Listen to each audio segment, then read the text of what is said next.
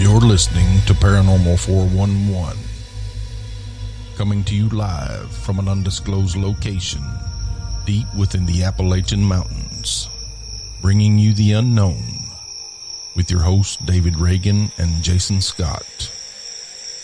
Paranormal 411. All right, welcome back. Welcome everybody. back. Yeah, how's everybody doing? How you doing, Roger? We got Roger in the house. Doing okay.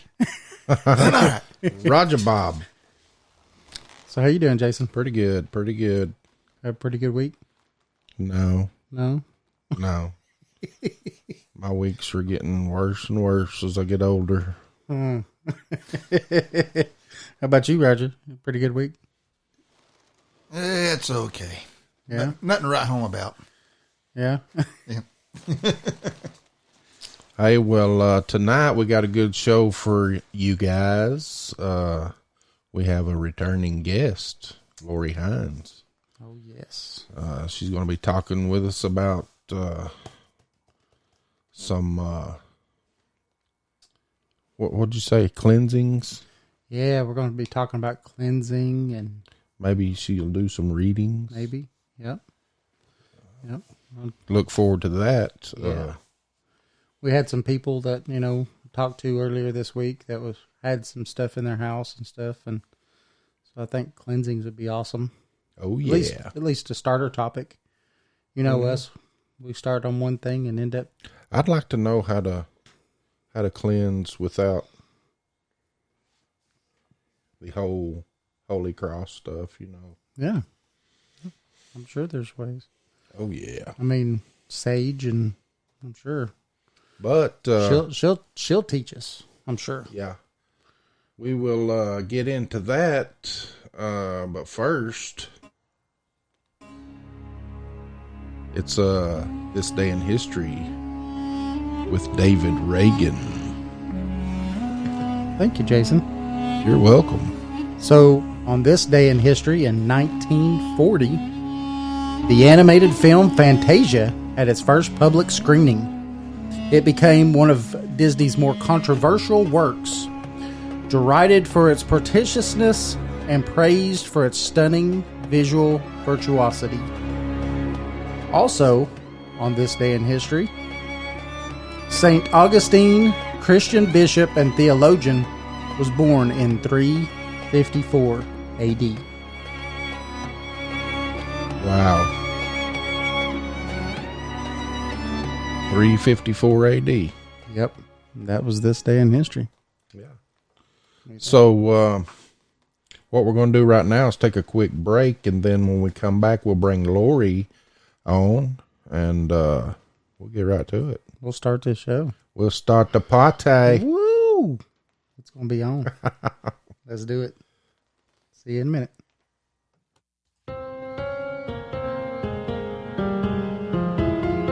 Thanks for listening to the show. You can find us on Facebook and Twitter at Paranormal 411. Join us on the website at paranormal411.org. It's free to sign up and become a member. All of our upcoming shows are on the guest and events page. You can also listen to past shows on the website as well. And if you like the show and want to support us, you can do that by becoming a premium member for only $2 a month. Thanks for listening to Paranormal 411. Join us.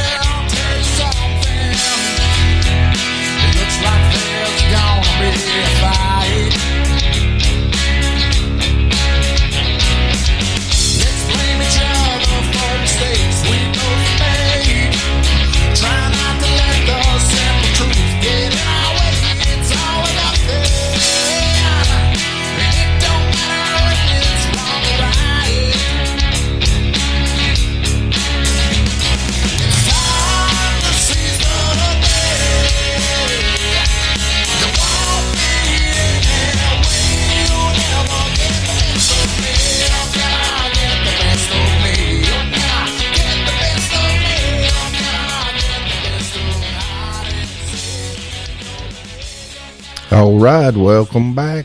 It's a quick little break there. Oh, yeah. Yeah. Got to make it quick and easy. Quick and easy. Yeah.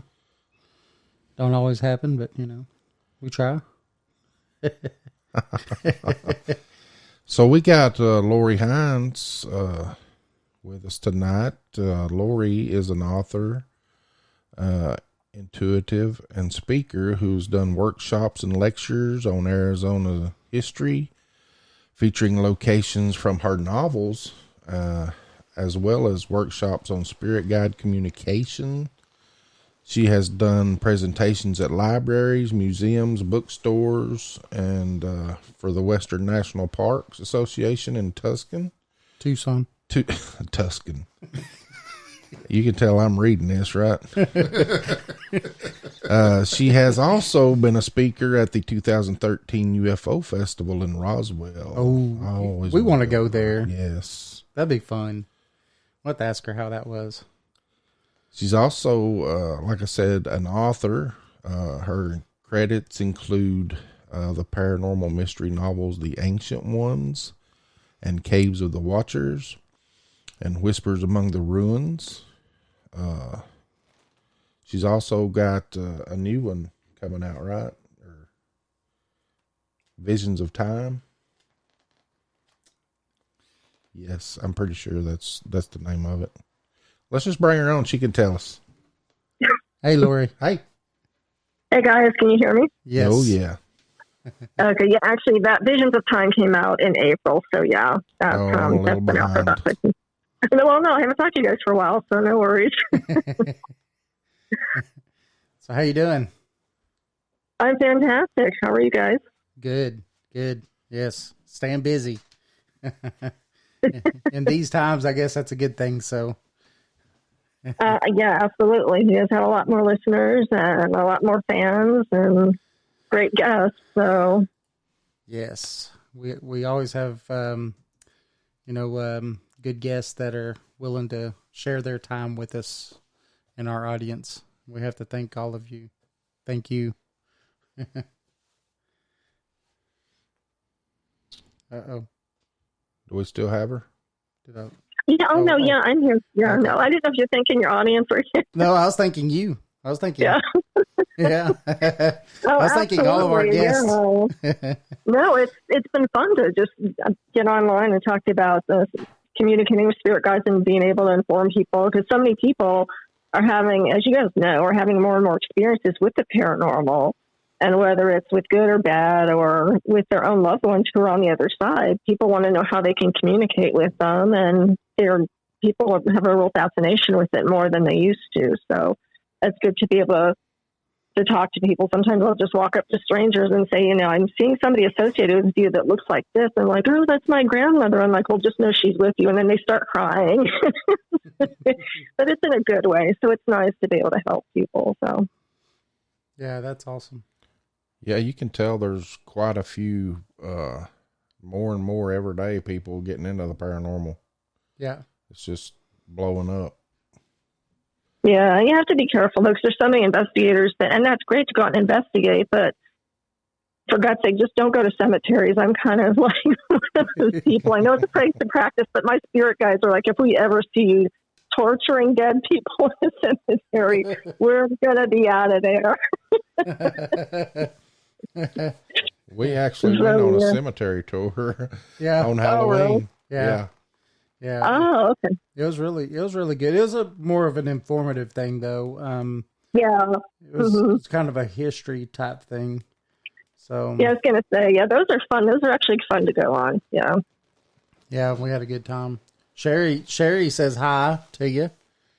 Hi, Sherry. I noticed she was on here. Glad to see her on. She's got a great site, too, with her. I think she still has it with the Appalachian folklore. That's great. Yes. Yeah, she's got some good information on there. Yeah. And I think they got another site now, too. It's something about the haunted houses or something like that. It's got old houses and stuff on it. It's pretty cool. Oh, okay. Yeah, so they've got 2 of them now. So that's pretty cool. So, if you want to go ahead and let everybody know we'll start off the show, let everybody know where they could go and find your books. And okay. Anything that you might be doing here coming up, because I know you said something about that you had something coming up. Speaking engagement. Yep. So as David and Jason have mentioned, I do most of what I do now. I used to focus on Arizona history, Southwestern history, but within the past 7 or 8 years, it's been all about spirit guide communication, because my abilities, since I've been writing the books, have kind of really exploded, so to speak. And I have constant communication with my spirit guides, who are mostly Native American. And and there's some interesting, they've actually become like a whole separate family to me, because I can hear them on a constant basis. And so that's really cool to be able to do. But I haven't, like with the COVID thing, everything's been calmed down for people with that, but everyone's starting to get out there. So there's a ghost town that's really a historic ghost town. It's an amazing place. I love going there because it's so peaceful and quiet. It's out in the middle of the desert, pretty much out in the middle of nowhere. And it's a restored ghost town near Wickenburg, Arizona. And it's called Vulture City Ghost Town. So for anybody, if there's any listeners that are in Arizona, if you haven't been there, or if you plan on traveling to Arizona, it's definitely a must see. And I know the owners of the place real well and the people who work there. So they always invite me to come out and do signings. So like anytime you want to come out and do a signing, you can come out. So I'll be out there November 20th from 10 to 6. I'll be doing it at the same time as there's a couple of different tours going on, like history tours and a photo walk. And then December 18th, I'm out there again. And I try to set up signings of like Indian ruins. Like there's Eshbagoa Archaeological Park in Globe, Arizona. And that's a pretty amazing place. And so I try to do signings at national parks. I've done signings at Petrified Forest, which that was one of my more lucrative signings. That was a blast. It was fantastic. And it's so beautiful out there. Because as you guys know, my books all feature national parks, and I just love scenic areas, and whether they're state or national parks. Meteor Crater, I've done a couple of signings there, so that was a lot of fun. Wow. Yes, I'm trying to arrange more and more signings, but I was at a paranormal conference the weekend of October 8th, I think it was the 9th and 10th, and met up with a paranormal group I used to work with, and I've been kind of interested in doing psychic walkthroughs for some groups. And so they asked me maybe to do some cleansings and maybe do psychic walkthroughs with them, because I can actually see on TV and on YouTube, I can actually spot if, like, there's a group called Unearthing the Supernatural. They're a pretty fascinating group of Native American investigators. And sometimes I'll watch their videos and I can actually see people behind, even on TV or on videos. I can see, spirits that are standing near or around people, even on TV or in person. So that's one thing I'm trying to get more into, is doing psychic walkthroughs. Yeah, we had Unearthing the Paranormal on. Unearthing the Supernatural. I'm sorry. Yeah. Unearthing the Supernatural. Yeah, we had them on. It was in October, wasn't it? Hero and yeah. Well, okay. Was it the whole group? Like Nick? I think Nick's his brother, and then Hero, and then Sean Flynn is one. Yeah, I think it was those three. Yeah, it was those three that was on. Yep. Okay. Yep. Yeah, they're pretty interesting. They have a whole different perspective on it. That was the cool thing about it, was actually getting their perspective, and that was neat. Yeah, I haven't had a chance to really get to know them, but they're leading tours out at Vulture City now. So, because Marie and Jay left town and they were doing some tours, so these guys are actually doing some tours a couple times a month. So, but yeah, that's actually a fun place. A lot of people like hanging out there, working there. There's some volunteers out there, so I love doing signings, and I do readings at the same time. So, I might give quick mini readings, like 10 or 15 minutes, or if they want half an hour, that kind of thing. And people love the readings. They say, "Oh, you're right on." And one guy was so freaked out as he was walking out, he was in shock. One of the volunteers came back and said, "Lori, this guy was in shock." He's like, "Oh my God, I couldn't believe how much she picked up on." He's like, "How can she possibly know all that?" I was cracking up. So it's nice, because some people don't open themselves up to a reading, and you, if they don't really open themselves up and they're trying to test you or block you, you can't pick anything up. You could be the best psychic out there, and you just can't do that if they're blocking you. So right. So why would someone block you? Is they're just afraid, or? Afraid of being It could read? be they're just testing you because they might not necessarily believe in psychics or mediums, and they're just testing you to see what comes through because they want to see how good you are, or they just don't believe in it. So they're just, it can be a number of just different reasons across the board. They might just want to try it for a fun thing, and then if it, just a lot of people do that. It's most of the people I've had are very open to it, and they love what they hear, and I seem to resonate with everything, with most of what I say. But some people just literally sit down and just.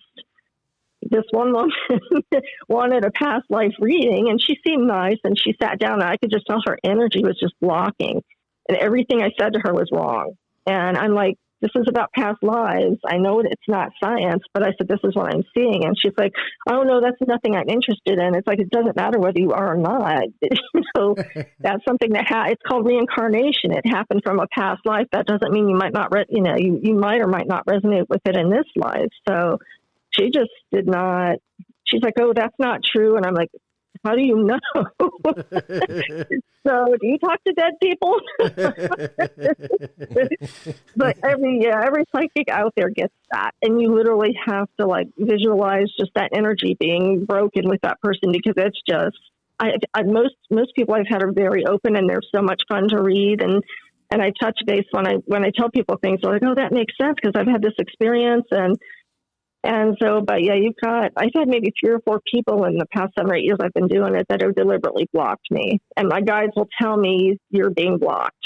So, and there's not much you can do. All you can do is help the people that really want it. So, right. And most people do enjoy it. So we, the wife and I, we went somewhere and she had her cards done, and it was really funny because I guess my energy was so strong that they picked up on me and not her, even though she's the one who shuffled and everything. Yeah, I was standing there with her, and everything they said, I mean, when they was flipping those cards and reading the cards, it was 100% me. And I was like sitting there just saying the whole time, this is weird, this is weird. This is weird. And then my wife's like, yeah. And at the end of it, the lady's like, you don't seem like this was about you. And I said, it's not that. I said, you completely read me and not her. Oh, wow. And it's interesting. That's the thing people don't realize. It depends on the spirit guide you have, because, most psychic mediums can talk to both their spirit guides and the persons they're reading. I mean, it's a lot of times it's a combination. And so, if it was your guides that felt like you needed to get these messages, then that could be why you were getting the reading and not her. So it's very interesting how that works. Yeah, I was pretty shocked. I was like, wow, that's cool. I told my wife if she wanted to get another reading, that I'd walk away and let her get her own reading. The funnest ones are the ones that, I've had couples and mothers and daughters come up and get a joint reading, and then they'll do a separate one too. So you can actually make a lot of money doing it. People love to do that. So I've been getting that more. That's a lot of fun. So, I mean, you could have walked away and she still might have gotten the same thing. So might have. That's possible. But that reading's what's led me into buying my own truck, pretty much. Oh, really? Yeah. Yeah. Oh, that's a good thing then. Wow. Yeah. What reading? The one from the cards, or from the cards? Oh. Yeah. When the lady read Michelle's cards, but it was for me. Yeah. That's what made me end up getting my own truck. Yeah. I was like, it's different. Okay, I'll do it. So that was a message they thought you needed to hear then, David. Your guides probably participated in that, and they felt it was time. That must have been something you really needed to hear. So it was something I was already on the fence about. And, okay, so yeah. And they I think they definitely, pushed me towards the side that where I was already thinking about wanting to do. And I guess they gave me the nudge to say, yes, this is the time. You need to do it, So I was pretty happy about that. Yeah, that's good to hear that. Yeah. That's the right timing then. Yes. I was excited too. I know you said that you was going to do some, or that you did some cleansings before. So, does it depend on what type of spirit it is? Like if it's something really nasty, is it harder to get out than say if someone just has, something that's, I would say not really a residual haunting, but something that's in there, but they just don't want it out, or they just don't want it there, period. And there's so many. You've got residual hauntings, which means it could be kind of ingrained with the environment itself, whether it's the land or the house or the building. You've got intelligent hauntings. So I think a lot of us on the show listening have seen a lot of these shows. And so, the residual versus intelligent. But, well, I'm sorry, what was the question? I can't off of my thought process. No, you're fine. I was just wondering, if it's like if it seems to be really bad, like it's scratching you or it's doing all these things, are those kind of harder to remove than anything else? Or do they have to be removed in a different way? Oh, yeah, absolutely. And different people, different mediums. There's some people that will just do cleansings. There's some psychic mediums that will go in there and just do cleansing. Some people don't necessarily call themselves mediums, but they'll go in and do cleansings, and some people call priests. But mostly, yes. I mean, the woman that I had talked to before officially booking the show, the team of paranormal investigators that I connected with, Eric was telling me she's dealing with something that's really nasty, and I was actually getting visuals of what was happening with her as he was telling me, and my guys were like, she's dealing with a skinwalker. Ooh. And I'm like, yeah, and if you talk about one of the worst things to have in your house that might be hard to get rid of, that would be it. But anything that's kind of considered a demon or whatever the names, there's so many different names for the demons. Some people actually try and classify them, but whether it's something really bad or a demon or like a skinwalker is pretty bad too. I've heard a number of stories of that. And I was going to help them do a cleansing, and it was just going to be Eric and I. Then he told me that he's like, well, she's going to actually try and cleanse it herself, because my guides told me she does have abilities, but they're like, she might get rid of it temporarily, but they're like, you might be getting called back in next month, because I was supposed to do a cleansing the end of October. I think it was going to be actually the day before Halloween, and she canceled. And my guys were already kind of preparing me for it. They're like, this isn't going to be the end. You're probably going to have to go back in and help her. Now, a lot of my Native American guides are actually medicine men and women, or were in their lives, and that's why they're kind of here to help me. And a lot of us are pretty well protected based on the guides we have, and that's kind of the same for me at times. And so I'm not sure if I'll be getting called back in. I have a feeling I will, because if it's, they were telling me that they were seeing what looked like a wolf, something that was transforming into a wolf or from a wolf back. And my guys are like, yeah, that's actually, because sometimes dark spirits they'll take on the form of children, as I think most of your listeners know. They can take on the form of anything that's familiar just to get that bond going. Mm-hmm. So it's, the skin, they're saying, no, it's an actual skinwalker, and it normally takes the form of, I think it was a wolf, they said, or a coyote, or both. And so I'm not sure how it's going to go. I'm hoping she's able to keep it away. I don't know. My guys are like, she's still going to be dealing with it to a certain extent, but they're telling me she had a number of things. And what was really interesting about this is, based on what Eric was telling me, my guys were like, Lori, this skinwalker actually, this isn't funny, so I'm not trying to laugh in that respect. Right. But they're telling me the skinwalker actually found another male spirit. I don't know how it happened, but it was based on the husband. But it brought in another male spirit, strong male, dark energy to control. And I literally saw these two fighting. And my guys were like, yeah, because the person that the skinwalker brought in wants control. So you've got the skinwalker and this other male presence that are fighting for control. And Eric said, yeah, we've actually gotten that evidence on film. We've actually seen that. I don't know if it was on SLS. I think he said it was on SLS. They saw the shapes fighting, how on the camera you get like the outline of the images. Yeah.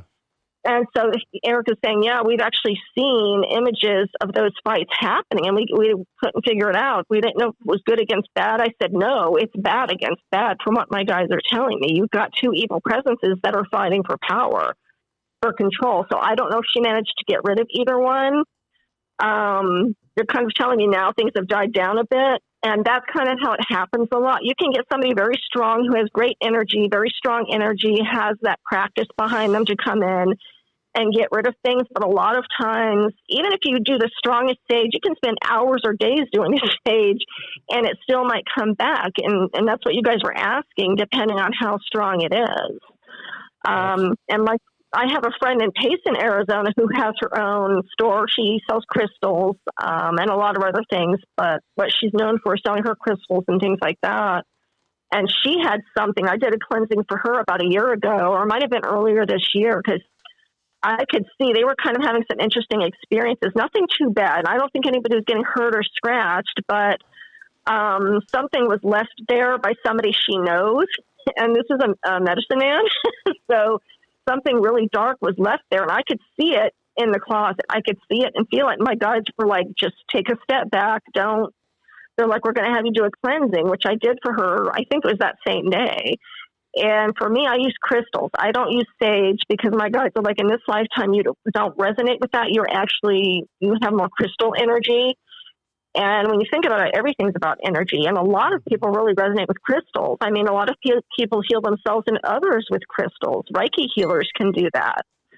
So, so for me, I just was guided. I just listen to what they're telling me. I use the crystals, whether it's selenite or clear or quartz crystal, whatever they feel is going to help. And they'll sometimes, if I was walking around her store, they'll tell me, okay, we'll leave this crystal here for a few minutes and walk around and just, okay, use this crystal as you're walking around to help cleanse the store. So for me, it's crystals. I don't do the smoke and the sage. And I think a lot of people feel like, well, would that be as effective? But yeah, it is. I feel like it kind of was, because things seemed to kind of die down after that for her. But that could have been partly because the person that left it there maybe called it back, because there's some strange things going on. There's a medicine man she's been working with, but and he's very powerful actually in his own right, but he actually will try and get money from her by telling her she needs to, to cleanse certain things in her store. And my guides are like, no, that's not true. He's just trying to get money from her. So, and she's such a nice person. She's really afraid to just get rid of him. And it's kind of I don't know if I think she still deals with him, but, he's actually a powerful medicine man in his own right. So it's kind of sad, but I went into her store one time and she asked me, she said, well, he's telling me this purse here is haunted. My guides were like, yeah. And my guides were kind of laughing, but they were, not at her, but they're like, tell her no, that there's nothing wrong with the purse, or, they're like, or anything else in here. She's good with energy herself, and she has ability. So she can pick up on things that if she saw something coming to her store and she had a bad vibe about it, I don't think she'd take it in. So she asked me about that, and I said, no, it's fine. I said I would be able to pick up if it had a dark energy, and I said, it's fine. It's a purse. But sometimes, I could see why she asked, because, I'm sure everybody on that's listening, we all know the shows that talk about antiques and how some antiques that you bring home can have certain energy. So, yeah, you do have to be careful.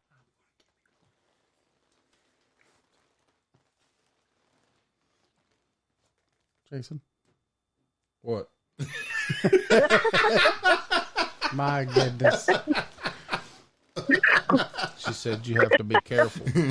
Yeah. I'm sorry. I had my headset off for a second. That's my fault. I was like, wait a minute. I was leaving it up to Jason to, fill in for me for a second. She just stopped on me. Slammed on the brakes, huh? But no, yeah, that's kind of what I was, it's like, how would you know if you resonate more with crystals or with sage or anything like that? And would sage get even those nasty ones out? Would that get the nasty ones out? It depends, and it's a number of different things. For one thing, like based on your question, part of how, like, I've been dealing with my spirit guides for the past 10 years is I've been writing the books, those abilities have been coming out. So they've been kind of teaching me. I have medicine men as spirit guides, and they've been kind of teaching me as I go along. And they've been telling me for years, you deal with more with crystals. You can use sage if you want, but they're like with your energy and because of who you've been in past lives and you've worked with crystals in past lives. So, it's more effective for you to use crystals, but a lot of other people, they might use something called Palo Santo. There's different kinds of sage out there that a lot of people will just go in and do sage cleansings. And you can do and there's different ways people do it. So we're all guided to kind of do things differently. And sometimes people will have to call in a shaman or a medicine man or woman because they can be very powerful in their own right to help get rid of something. Or some people, based on their faith, might call in a priest to help get rid of something. And it all depends on what is in the house. It doesn't, a priest could do a very effective cleansing. A medium could go in and do a very effective cleansing, but 3 to 6 months later, maybe years later, it could come back. I mean, there are portals in people's houses that can be opened and closed. You've got some people, based on what they're going through, if they've got a lot of illness they're going through, things like that, that can actually attract dark things. There's so many different factors involved in this stuff. I mean, it doesn't hurt to try and do a cleansing. And sometimes people have asked me about that. My guides will say, yeah, they can go ahead and try one, but it's not going to last long, and I'll let them know. And sometimes I'll get advice on having them contact a medicine man or somebody more powerful to help get rid of that. There are Reiki healers who have very strong energy that can help with cleansings, and a lot of them do.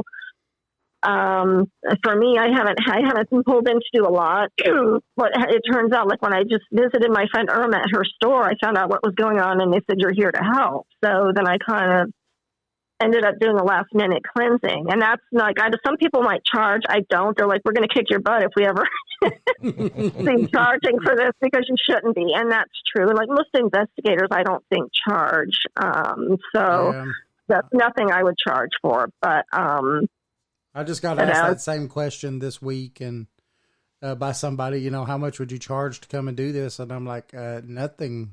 Yeah. I was like, I don't feel that it's right to charge somebody for something like that, and anybody that's worth their weight in anything wouldn't charge you. So I don't know. That gets to part of it that just, it gets me, because there's people like that guy you said that was trying to get your friend, there's too many people out there like that are all about, trying to make an extra dollar because off of somebody. And if you have a gift and you're able to do something like that, I don't think that you should charge. And what's interesting is if you can actually do long distance cleansings, I do long distance readings, and so do a lot of, I think most psychic mediums have the ability to do long distance readings. And it can be the same way with the cleansing. You can actually do long distance cleansings. Now, in some cases, it might be too severe that, my spirit guides are telling me in this case with the skinwalker, they're like, no, that's too severe. You would actually have to be there. And that's something that would take hours too. They're like, but it depends. And I would always, if somebody wanted a long distance cleansing, I would find out from my guides if that was something that could be done. But, everybody is kind of guided, even though I can actually talk to my spirit guides. Other people say, no, I don't talk to my guides, but it's just intuition. It's just a sense of knowing. So if they're drawn to certain rocks or crystals and things like that, or if they just feel, some people just love to cleanse their house on a regular basis just to make it feel, it's not that anything bad is in their house. It's just to make it feel airier, feel lighter, bring up more positive enhancement to them. Yeah. We do that. We sage the house. Probably the wife does at least once a month. Probably she starts at the bottom floor and works her way up. Yeah. And you could, it's not like there's anything, like you're saying, bad, but you can tell the difference when it's done. Yeah. And I hear that all the time. I have sage. I've never, I've started burning, and they're like, no, you don't, because I have so many rocks and crystals all over. And some like smoky quartz, clear quartz, and selenite, and then I have just rocks. And so a lot of that is very grounding and powerful. So just kind of having a lot of stuff like that around can be kind of cleansing too. But we all feel drawn to kind of do it differently. But that's a good thing. That's actually a good habit to get into, to do that on a monthly basis. Yeah, and then our bedroom is full of crystals. That's all that's in our bedroom. She even has a little crystal altar that goes up into the windowsill on a full moon night to recharge it. And she puts her crystals back on top of it to help recharge the crystals and stuff. Yeah. Oh, wow. Okay. Yeah. So we've started since last time we talked with you, and you just kind of telling her some crystals and stuff, and she's been on a crystal buying spree. And, oh, wow. Yeah. She's enjoying it. So she's actually got a few books too, like the Green Witch book and some other books too. I don't know. Oh, okay. Yeah, a lot of people like they call them kitchen witches. A lot of people like playing with herbs and stuff like that, and they might make their own essential oils, and so yeah. Yeah, she like we was talking just a second ago, and she says that she thinks that intent is the key to getting these things out of your houses too, and I kind of agree with that also. Yeah, definitely.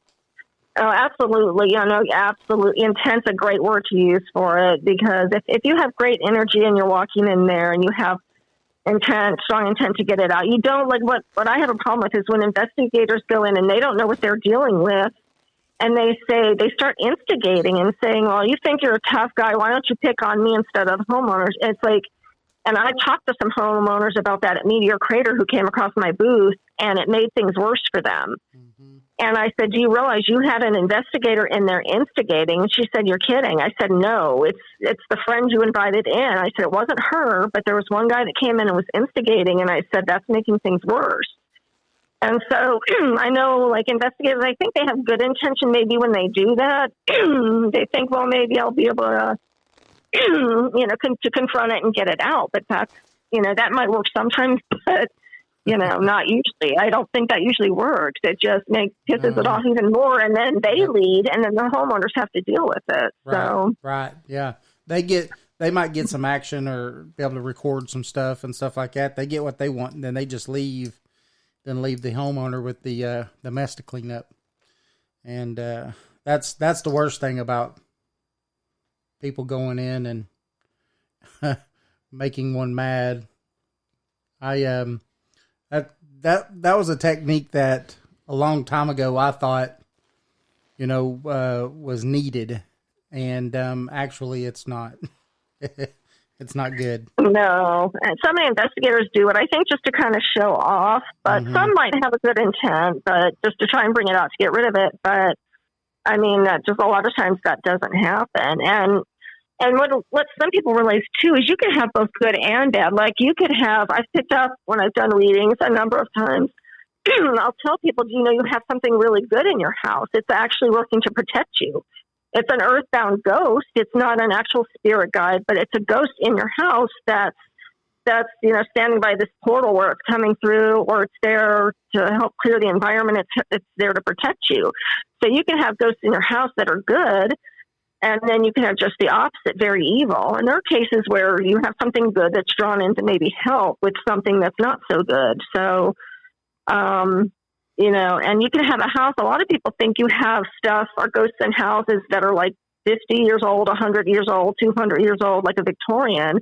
That's not true. You can have spirits associated with the land, and therefore when you build your house on that land, you're going to have that activity. Right. A lot of people think that you have to have an old house. It's like, no, you could have hauntings anywhere. So, yeah, I just got asked a question similar to that this week. A lady said that they had it was an older house or something on their property, and it was very haunted, she said, and then they tore it down, and then they put a trailer up, a double wide up over it. She goes, I'm good, right? I'm like, no, no, whatever it is still there. I said, yeah.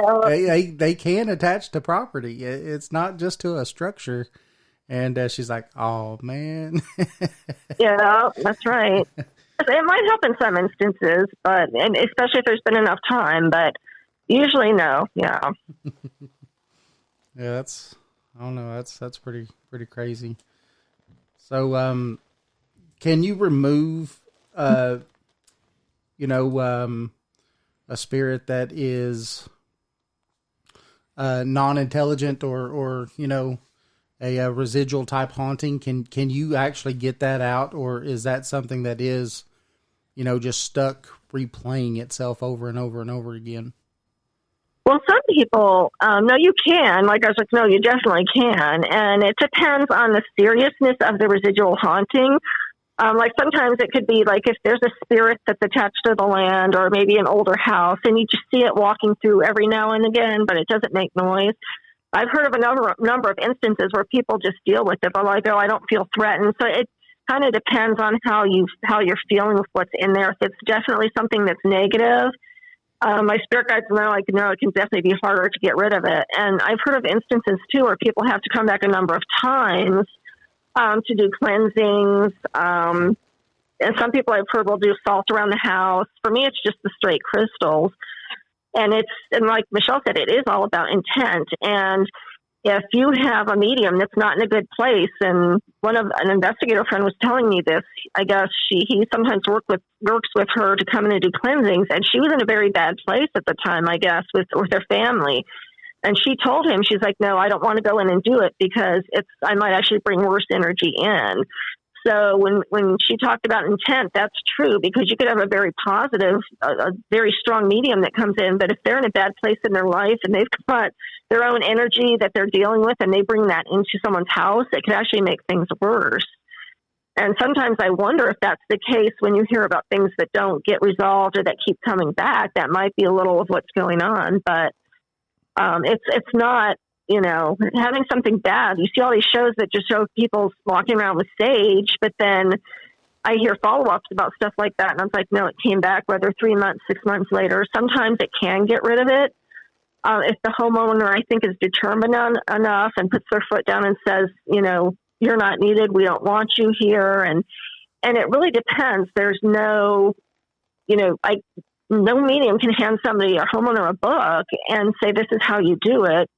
And it works permanently. It just doesn't work that way. It can depend on the person walking in the door doing the saging, how they do the saging. If they're not really into it that day and they're just going in to do it, maybe to make the money, or just like if they're really tired, that could impact. So you can have good intent. There's so many factors involved in it. And the nasty stuff, whether it's a poltergeist or what people seem to use the word demon so loosely. And I watch some of these shows and I go, how do you know it's a demon? It might not actually be a demon. Have you really seen it? So, but it doesn't matter how nasty it is, it generally can take a lot longer. It could be something that's moving on, which in that case, if it's what my guides call a walkthrough, which my sister's dealt with something like that before, but it wasn't a demon. Well, maybe, staging will get rid of it pretty quickly. It depends on the intent of the bad spirit that's in there. If you have good spirits, there are a lot of instances where they can actually help fight whatever is bad in there. And that might help the homeowner, but it's just each scenario is so different. And like with my friend, it was her store, and her store is strongly guided by, she's got her own Native American spirits that I can see standing in her store, guarding her store. And so that kind of helps when you have that strong energy as well. And sometimes you do have to call upon your angels and guides to help you with it and get guidance or get the right person in there to help deal with that. Each scenario is very different. There's no simple answer to it.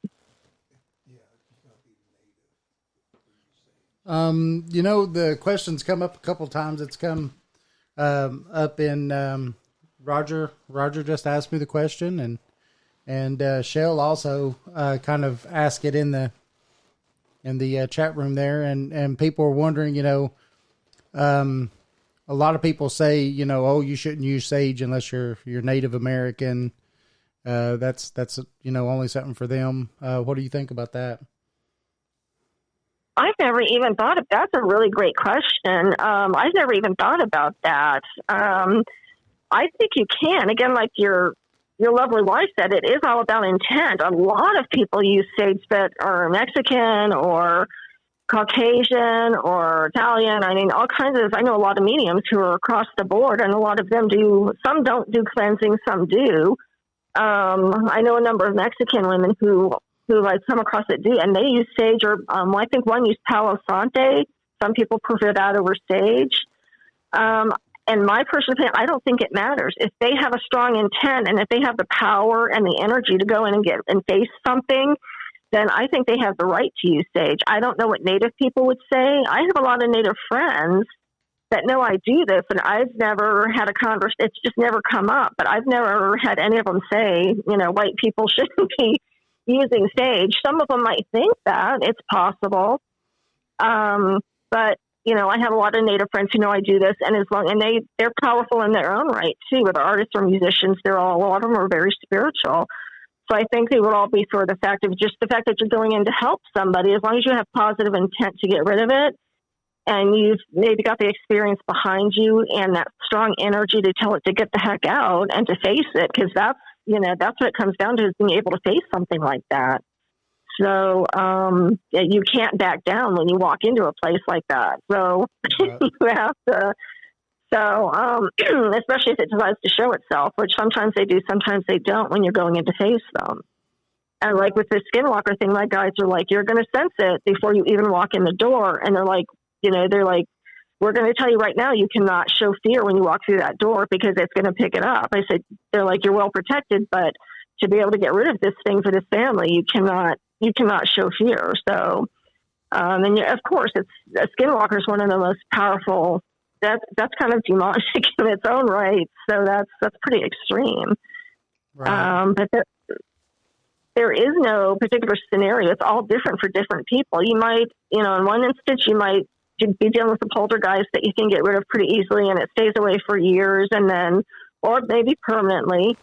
In another instance, you might have something really nasty that you might have to do a number of stagings for, or you might have a psychic medium that walks in there doing the staging, and then you could have an energy healer, or maybe a couple months later. It could depend on intent.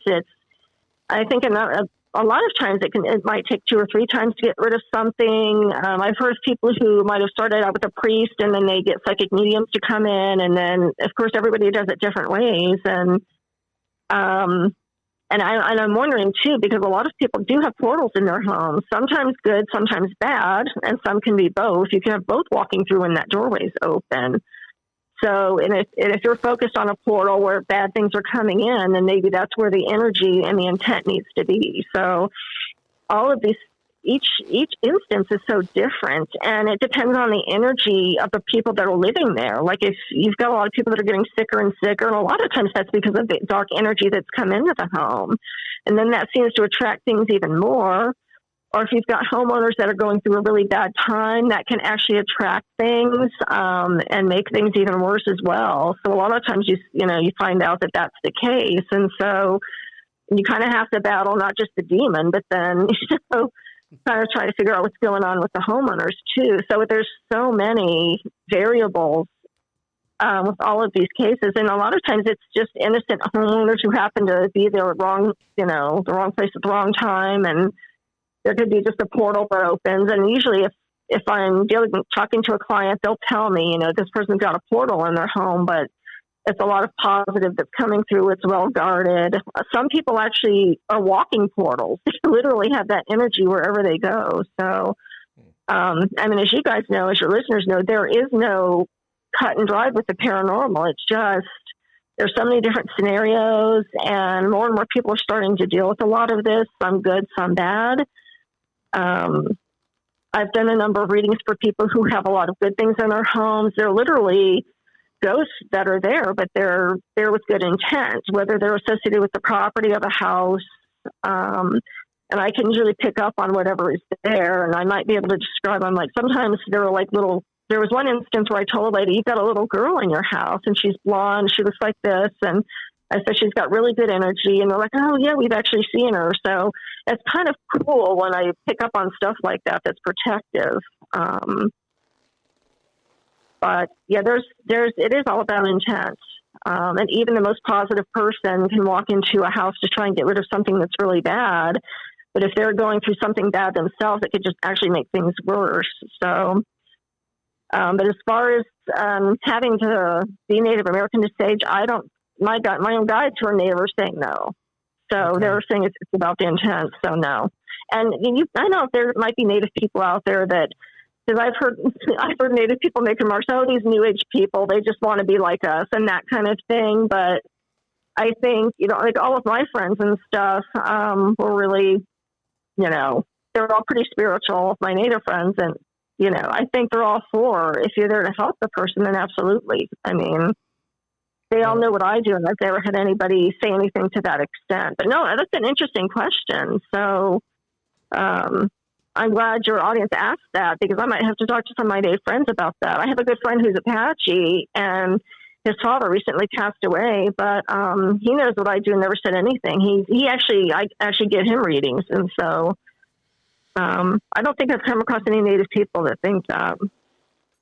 Yeah, we have a guy or Seeker is naming a Podbean chat room.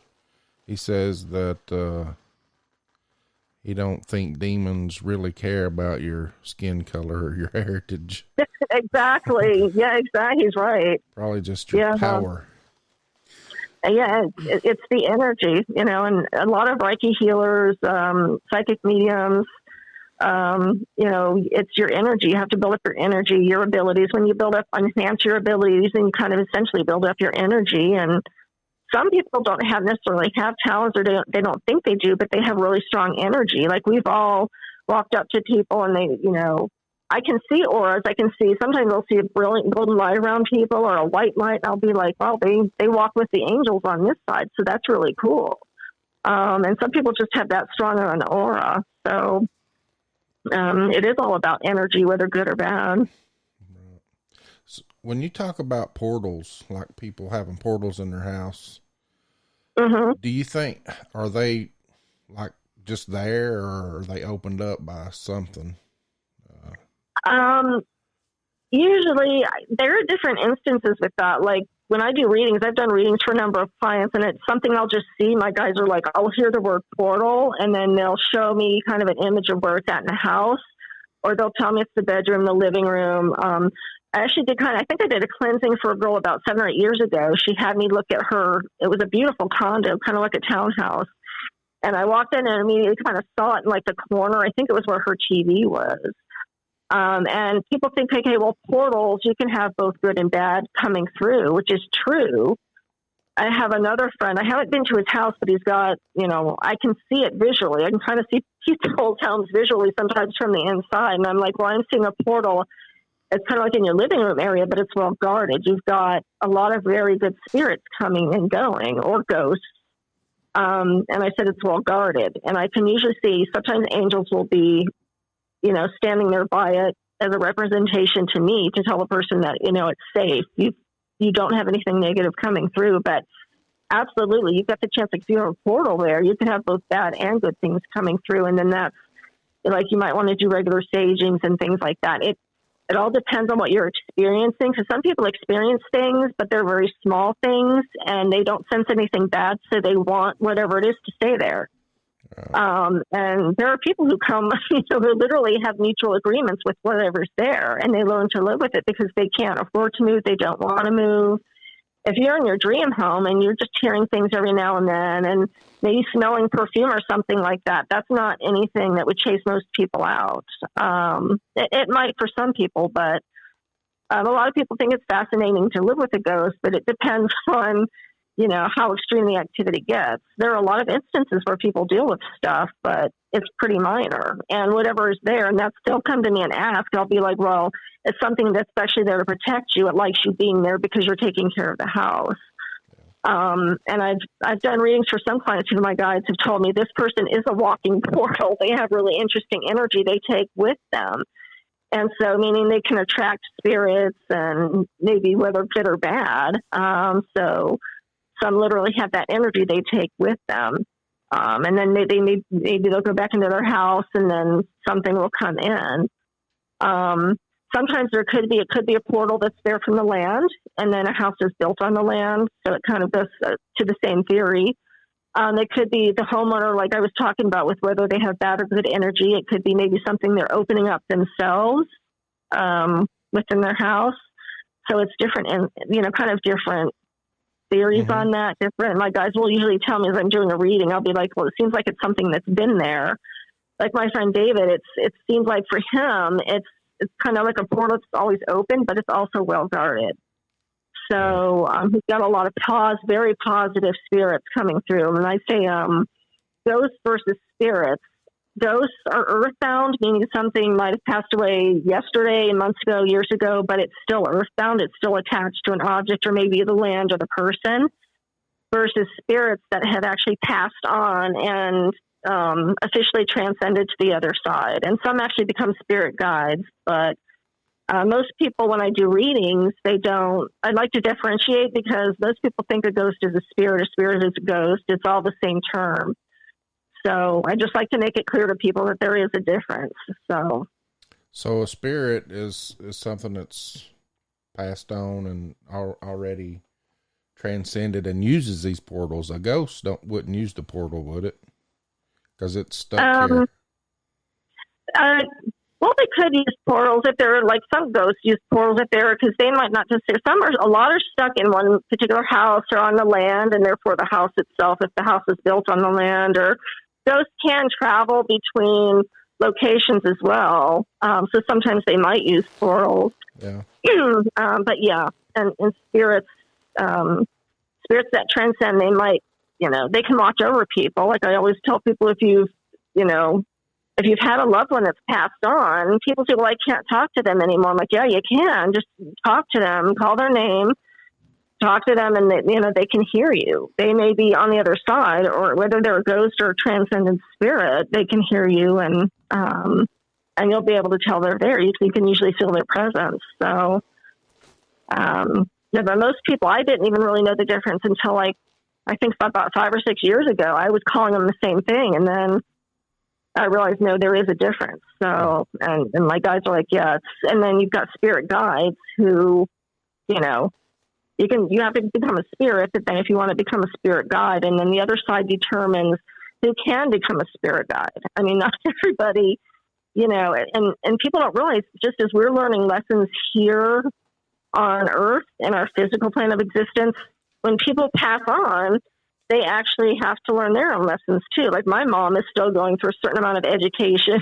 My dad went through that. And so we all have our lessons to learn on the other side as well. Especially if you want to become a spirit guide, that can be a long, involved process on the other side. And I think that's something that is determined when you get on the other side. So it's pretty fascinating the way things work. It's not, everyone thinks it's cut and dried. Okay, you live and then you die and that's it. And I know otherwise from my perspective, because I can see things. I talk to dead people on a regular basis. And so there's so much out there that we just cannot even comprehend. And when I started dealing with animals, this sounds really bizarre, but I actually had animals come to me for help. And I work for IBM. I used to work for IBM, and I'm a technical writer, so I think technically, so it's really hard for me to believe that I'm healing animals. But my guide's like, this was so clear. Like a mako shark came to me, and she was trying to give birth. And I guess there's been a lot more killings of mako sharks when I started researching into it. And my guys were like, she needs to give birth to these pups. And I could see the pups in her womb, and I could see her trying to give birth. And so they were guiding me through. They're like, don't sit here until it's not happening. They're like, you have to stop doing that. So this shark is coming to you for help. It sees your light. So it's amazing what's possible. You just kind of have to open your mind up to the possibilities. And you've got your listeners because they probably had their own experiences themselves. And so many more people, there are veils that are opening up. Some people say it's just on Halloween, but it's not. It's, veils are opening up all over the place. And like you're hearing about a lot more Bigfoot sightings and families of Bigfoot and more cryptid sightings. And so it's amazing what's really starting to happen. and I don't know if it's necessarily all for the good, but I mean, it's good that more and more people are open to it. Yeah. So Lori, we're going to take a quick break and get a bathroom break here. And you ready to take a break, David? We come back. Yep, we've got a couple questions. Oh yeah, Bird Dogs asked a pretty good question about shadow people, and okay. So I think there's quite a few more questions. Looks like someone's in the other chat room over here asked some questions too. So maybe we can do some readings when we come back. I was going to say if you try to get in the chat room, you'll have to type in. You'll have to log in. Yeah. Just sign up as a free account, and then it'll let you type to it. Right now, it'll just let you see it. Yeah. If you're not logged in. That's on paranormal411.org. Yeah. It's on the website. I think she was in there earlier, wasn't you? Lori? Yeah, I was. I mean, yeah, I think I signed in. I haven't been on there since, though. It showed up as guest. I don't know if it'll let you type or not when it does that. No wonder you guys wouldn't answer my questions. Yeah. If it says guest, yeah, no one can answer or ask. Anyway. I want to, and later on, when we come back, I want her to do a little reading with Roger Bob here. Oh, she's never had a reading with Roger. Yeah, Roger Bob. That'd be fun. Yeah, I can do animal readings. Yeah, she'll tell you your animal spirit guides. Spirit guide. Go for it. Yeah. All right. Okay. All righty. So we're talking with Lori Hines. You're listening to Jason and David with our other special guest, Roger. Say hey, Roger. Hey, Roger. And you're listening on Paranormal 411. And remember, we are live on Spreaker and on Podbean. And we want to thank all of our premium members. And if you also want to come over to the chat room, we're on paranormal411.org. And you go into the live show and chat. You can chat with us there also. We'll be back here in a second. I'm fixing to hit David's refrigerator. Uh-oh. Here we go.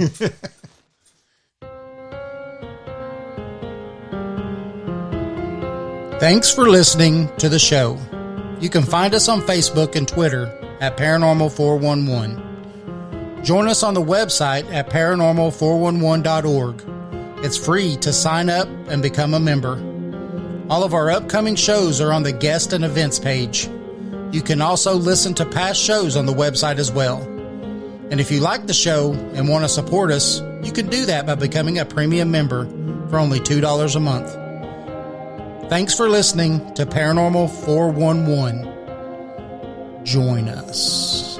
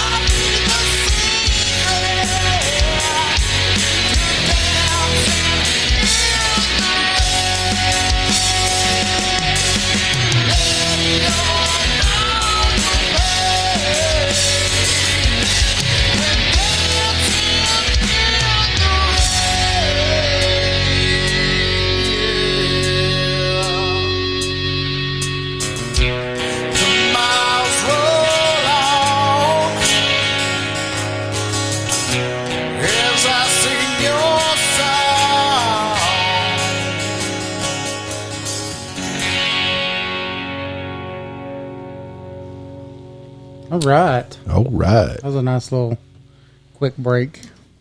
Yeah. Some good music from Catalyst, East Tennessee. Yes. Anybody who wants to check out some of their music, they've got a pretty big category of music. You go on to bandlabs.com, look up Catalyst East Tennessee, and hey, you can check out all their music. They got tons of music there. What's cool about it is that you could listen to it for free right there and download it by the song or by the album. So definitely go check them out. We're talking with Lori Hines. Remember, we are live on Spreaker and on Podbean, and or we're simulcasting. Oh, what do you think about that, Jason? Simulcasting, Trimulcasting, and we're also on our website too at paranormal411.org, and that made the trifecta. And you could go on to our live show and chat page and chat with us there. Anybody that's listening to us that's on the page, if you are in guest mode, you can't chat. All you have to do is just make a free account real quick, and you'll be able to come in and chat with us. So we're going to bring Lori back on. We had a couple questions. Looks like Bird Dog's got a question, and then Mrs. Bird Dog's got a question. Hey, Lori. Hi. Hey. Bird Dog had a question. He was asking if you think that, see if I can get back to it here, but I think it was, do you think that shadow people are demons? Human or demons? Demons. Not all shadow people are. When I've done readings for clients or just kind of talking to my spirit guides, not all of them are. I mean, some can be. I think a lot of people associate just because they're dark shadows that they're demons, but that's not necessarily the case. You could have different people have different energy and see things in a different way. So my own guides tell me, Lori, there are people who can actually see their guides, whether it's light or they might see them as shadows out of the periphery of their vision. So they can be dark. And I can usually, like if a client comes to me and tells me that they're seeing shadow people or dark things out of the corner of their eyes, I can usually pick up on that energy, whether it's in their home or their land or wherever they're seeing it, and let them know if it's dark or not and what it is.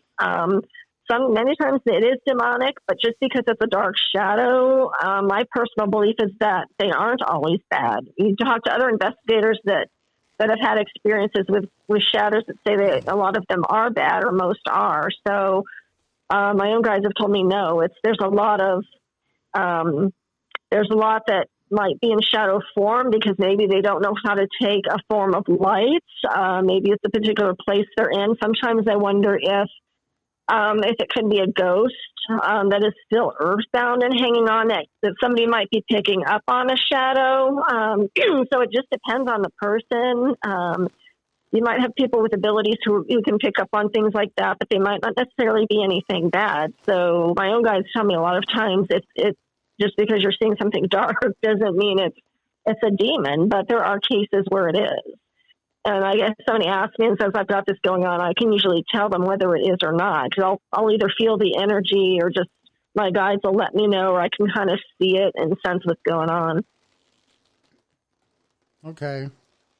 And Mrs. Bird Dog asked says, how can someone know if they have abilities? Oh, well, that's a really great question. That would take a whole nother 2-hour show. And hence I appreciate that question because you know what, that's how I kind of got into doing this whole spirit guide communication workshops. And when I do readings, I tell people and give spiritual guidance because a lot of people have abilities. They just don't know it. And so my guides, or somebody's whispering in my ear that she definitely does. So, and whether you have ghostly experiences, you see, some people can see paranormal things, but that doesn't necessarily mean they have abilities. And I'm going to be brutally honest when I say not everybody deserves abilities, because they will charge people out the butt to do a reading. There are psychologists I've heard of who are charging $500 to do readings, a lot more than that to do a workshop. And my guides hate that. They're like, don't ever do that. You know, because I've done group readings for people. They're like, don't ever, you know, to be charging that much for people that need help. But to kind of address her question a little bit more, all I can say, I can't hand people, when I do workshops, I can't hand people a brochure that says this is how you can develop more communication with your spirit guides, because some people love crystals. They resonate with crystals. And if they feel guided to use like clear quartz, selenite, those are usually amethyst, actually helps open up the third eye, the crown chakra. That's a really powerful stone. It depends on what you're drawn to. Some people use pendulums. That's actually how I started out communicating with my guides, was using a pendulum. So it's kind of like what looks like a necklace, and then it's got like maybe some kind of stone at the end of it, and you'll just swing that back and forth. You'll set intention with your guides. They'll say, okay, you'll say, well, for horizontal, that's a yes answer. For vertical, it's no. Or you can do like if it does around, you know, if it goes around, then it's, you know, a no or a yes. So different people kind of set intent different ways. And that's how I started communicating with my guides. And within about 3 or 4 months, I was hearing voices and trusting what I was hearing, because most of my guides are male. So those are the voices I hear.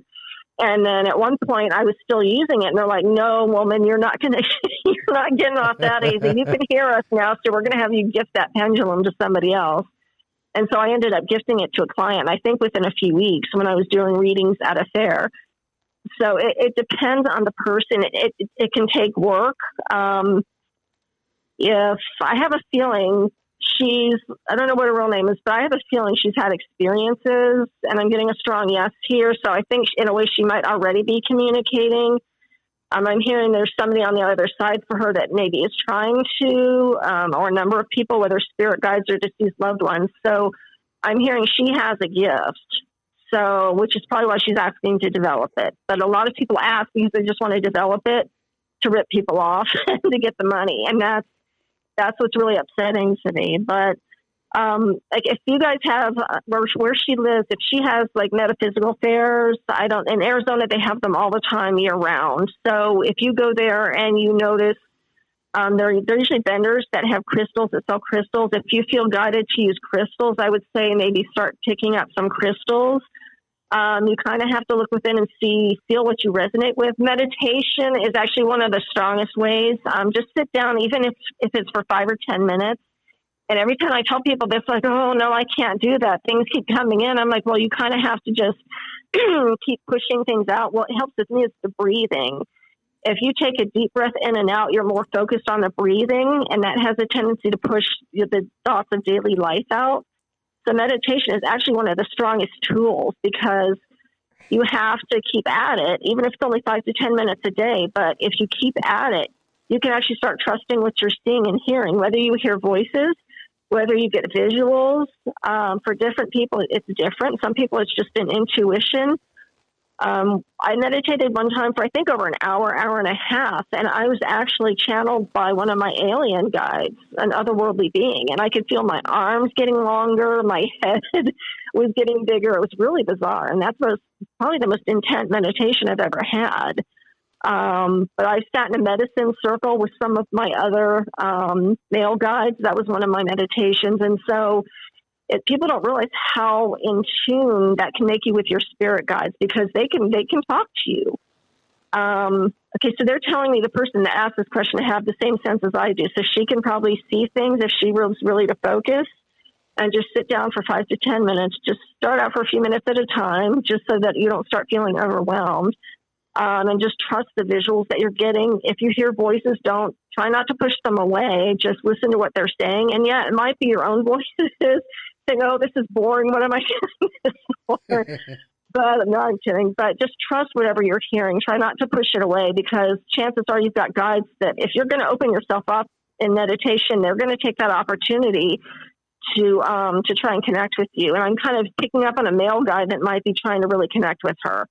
So it's good that she's asking. Maybe there's a reason she's listening, because there's something, I'm getting the sense that there's someone that is really trying to connect with her. So that's what I tell everybody. Meditation is one of the most powerful things to do. You just kind of have to, whether it's for 5 or 10 minutes, and then you can work your way up. One thing a lot of people do is start with guided meditations, and you can pick those up on YouTube for free, or some people sell them too. Or if you just feel that there's a certain kind of music, soothing music, sometimes I just turn on my TV and it's got that. YouTube has all of these really amazing meditation music that's very calming. So if it's easier for you to just listen to music and then just kind of see what comes through, but you kind of have to keep doing it too. But it's just a few minutes at a time, and just see what comes through. Make sure there's no interruptions. Some people literally go outdoors in their backyard. Some people just do it indoors. Some people have to use guided meditations to help them encourage visualization and messages. And then after they get more confident, then they'll just start doing their own quiet time. So that's kind of one thing that helped me as well. I think I was doing some guided meditations, and then just, for me, it's easier just to sit there and see what comes in. My spirit guide's like, we don't want you doing guided because that actually is distracting. So, because we're trying to give you very clear messages, and if you're focused on, like, some meditations might say, okay, well, picture yourself in Egypt or on the beach. And so you kind of have to be careful with guided meditations after a certain length of time, because once you get that practice behind you, then those can actually block what visualizations your guides are trying to give you. So, but a lot of people do. They start out with guided and then work their way up. Start out for maybe 5 or 10 minutes in the quietest time of day for you. It can be the daytime or the nighttime. But that is one of the most powerful ways to communicate with your guides, because you can hear voices. You'll get visuals. You'll just get a sense of somebody. Some people really connect with angels. And so you might get that sense that you've got an angel surrounding you and that kind of thing. So it's just trusting. And that can be really hard to do. Yeah. They said that she has seen things for years. So you're right about that. I can say I've always seen things out of the corner of my eye. Maybe at work, at home, whatever. This little black little whatever. Like I say, hey, there's somebody over there. And turn and look, there's nothing there. I'm here for the one. Yeah, she's in chat. I can see she's seen things for years. I'm hearing it's guides. So that's kind of interesting if you can actually, and I don't know how clearly she's seeing them, because for me, most mediums that I've talked to, we see it through our third eye. Sometimes I can see translucence. I've seen my Apache guides coming down the stairs when I lived in Goodyear. I literally about 5 of them coming down the stairs, but it's more opaque. So I don't know how clear she's able to see. Not that matters, but I heard they're like, just let her know they're her spirit guides she's seeing. And that's pretty cool, because if she can pick up on her spirit guides, then, chances are she might have other things she's picking up on, and that's a whole different issue. But it's good that she's open to it. And that's part of what the spiritual counsel I give people is I let them know what might be around them, whether it's spirit guides or if they have earthbound ghosts that could be watching over them as well. But I don't get the sense she's got anything negative around her. I don't know. Somebody just knows she's very well protected.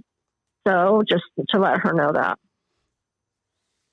And Sherry says she still hasn't figured out her guide's name yet. Well, she doesn't just have one. We all have, it depends on the person. I can usually, my guides will let me know about how many somebody has. I'm hearing Sherry actually has a couple hundred, I think is what they're saying, at least.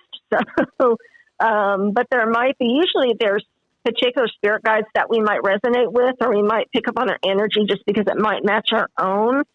I'm sensing like a male presence for her too. And I think she has a lot of male guides as well from what they're telling me. There's like a male presence. I'm seeing kind of a younger presence for him. And native. He looks really nice. He's a nice looking guy from what I'm seeing. I don't think it's my guy I'm seeing. It's a visual I'm getting of hers. So, and it's usually if they step forward, it's to let me know that it might be one of her stronger guides. So she's probably had a Native American past, or a number of Native American pasts. I think most of mine were. So I think with Sherry, she's had at least a couple because that's who's stepping forward. He's a young Native American person stepping forward. And I'll see if I can pick up a name for her. If I don't pick it up on the show, I'll connect with her and see if I can text. I'll see if I can find out a name. Sometimes they will tell me, sometimes they won't because they want the person to figure that out. They might be wanting Sherry to pick up on it, and sometimes they can give you clues, but we might not necessarily pick up on those clues either. So, all right, Roger Bob. Here I am. So, Roger. Yeah. You, Sherry says thank you. So, you see things every once in a while out of the corner of your eyes? Yeah. Just like black entities? Or? Yeah. And it's kind of like they're really there. I mean, it's not like, like you kind of blink your eye and you kind of like get that little, fuzzy thing. No, It's kind of like, I have to like second look at it. Like, okay, I just seen something over there. I really did see something over there, I can be at work, and work, and all of a sudden I see something, and then I'll just like, all right. And then I can turn back around, start working again, and then it's her again. Oh, that's interesting because, I'm hearing my guys are telling me they're kind of smiling, so it's nothing bad, or they wouldn't be doing that. But they're saying there's like one or two earthbound ghosts that have kind of attached themselves, but I'm not sensing any negative energy, and they're saying nothing. It's nothing bad. So I think that's what you keep seeing. Because I thought it's just the fact that you keep seeing things, and because if people see things from time to time, usually it's not on a regular basis, but just the fact that you were, and they're like, yeah, there's something that's, I don't know if I want to use the word attached because that usually has a negative connotation, but it's just drawn to you for some reason. And I'm hearing something about the land. Is it the land he lives on? Is that what you guys? Okay, so I don't know if it's the land that you're living on. I think it's something about, they're saying something about the land. So I don't know where you live, but it's something that ties to the land. I mean, it's not native, but it's just, I'm hearing it's an association with the land, and I'm picking up a male presence as well for this. But it's nothing dark. I don't know if you're seeing it as an actual like shadow person. This is what I was saying earlier, because you could be picking them up. We all perceive things differently. You could be picking it up as what looks like a shadow kind of, but right. In this instance, it's something that I think is trying to be protective, and they're confirming that. I can say a couple of days ago, I was watching TV, and out of the corner of my eye, something went from the couch on the other side of the room. It went from the couch into the floor, and I thought it was like, I don't know, a bug or something, a big, like a foot-long bug or something. I don't know what it was. I was like, what was that? And I had to like stare at the couch and the floor, saying like, okay, if something's there, it's going to move again, but it never did. Oh, wow. And I think my guys are saying it doesn't, and this makes sense when you think it's an earthbound ghost. They're saying it's trying to get control over how it shows itself to you. It knows it might, when people see something dark like that, especially if it goes into the floor, coming in and out of the floor, that when I watch shows with that freaks me the heck out. It seems that is one of the creepiest things. And I told my guys, I'm like, are you sure this is good? They're like, yes, it's just trying to get control over, I think it's trying to hide. It's just trying to get control over how it's appearing to you. It knows that you're able to pick up on, detect on it. So, but they're saying, no, it's nothing bad. It's actually acting more protective. But they're saying it's associated with the land. It's not anything native. Sometimes it is, but in this case, I'm hearing no. And it's a male presence. I don't see him as being really old. I'm hearing 40s maybe.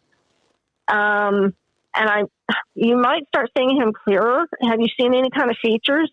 No, just okay. I just a black blur. I mean, like when it went off the couch, it was like the size of a cat, or or a big rat or something. I kind of thought it might have been a rat or something. Oh wow!